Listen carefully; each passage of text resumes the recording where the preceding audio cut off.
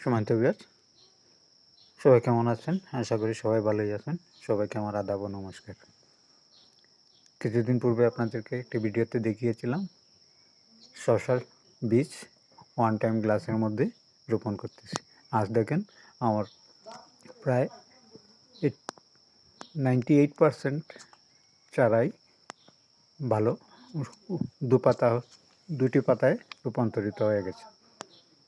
এই 98% চারা আমার সুস্থ এবং সবল আছে। মাঝে মধ্যে অল্প পানি ছিটা দিয়ে রাখতে হয়। এই দুটি পাতা থেকে 3টি পাতা হয়ে গেলেই জমিতে নিয়ে রোপণ করব। তাই আমার জন্য দোয়া করবেন, পাশে থাকবেন। আর যদি ভিডিওটা আপনাদের ভালো লাগে তাহলে একটু লাইক শেয়ার করে দিয়ে আমার পাশে থেকেই আমাকে একটু উদ্দীপনা জাগাবেন। আপনাদের উৎসাহ উদ্দীপনাটাই আমার একান্ত